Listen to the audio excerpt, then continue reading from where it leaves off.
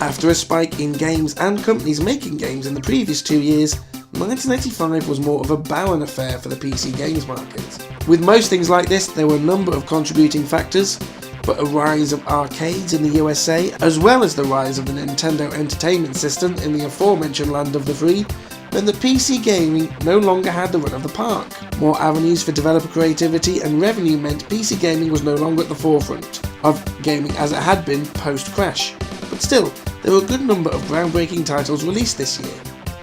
In the year where we asked Africans stupid questions about their ability to comprehend the calendar when they don't even have any snow, we need to crank this video up to 88 miles an hour. Calculations are correct. When this baby hits 88 miles per hour, you're gonna see some serious shit. I'm the Geeky Dad. This is History of PC Gaming. Until this point in PC gaming, roleplay games had been dominated by one man, Lord British. His long-running Ultima series, which was up to Ultima 4 at this point, was the darling of the PC gaming RPG market.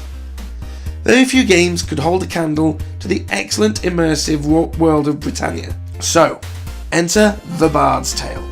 A traditional, well, I say traditional like there were loads of these types of games before the Bards Tale came out. I'm talking from our modern perspective. A traditional dungeon crawler where you command a party of up to 6 adventurers. As with most roleplay games, there were a number of character classes, the most important of which was the Bard, who was the only character who could cast long-lasting spells over the party in the same way that buffs tend to work. He was also integral to the game, with some puzzles being unsolvable without the Bard in your party. One of the more revolutionary aspects of the game was the ability to import characters from Wizardry or from Ultima 3. The game was vast and required players to sketch out their own maps in order to proceed. The only map included was the town of Scarabray. That was the starting point of the game. In an age before in-game maps and guidance, other games had included a map to help guide players through the dungeons. Bards Tale expected the player to track their own progress. The Bards Tale was a hugely successful roleplay game, selling over 400,000 copies and spawned a legacy of sequels. That wasn't the only legacy of the game, as one Brian Fargo, he of Fallout fame, worked on this game before he founded Interplay. This is the first time in this series I'm talking about the legendary Sid Meier. The peerless Sid Meier released F15 Strike Eagle, a jet combat simulator on 5.25-inch floppy disk. The first iteration of the game only came in CGA graphics, with an update coming later to VGA graphics on a 3.5-inch floppy disk.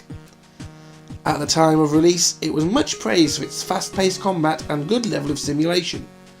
The game won Computer Gaming World's Readers' Poll Action Game of the Year. Unfortunately, the game hasn't dated well. In a genre defined by graphical quality, F15 Strike Eagle was already hampered by its CGA graphical capabilities. However, what this game proved was that there was a market for combat flight simulators. Microsoft had had a decent amount of success with their flight simulator series, but this combat flight simulator was one of the first and very popular.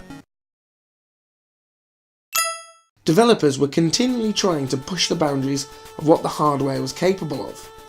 One of the more ambitious and successful releases of the era was Tau SETI.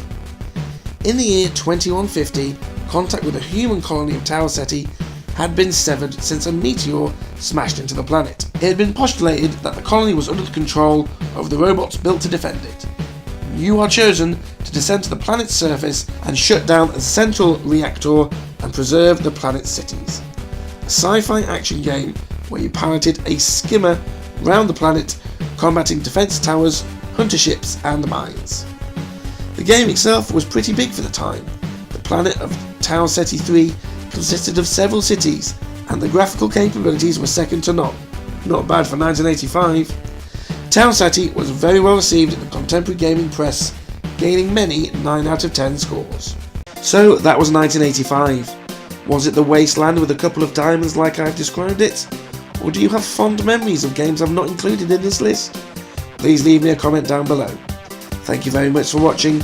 I've been the Geeky Dad, This has been a history of PC gaming.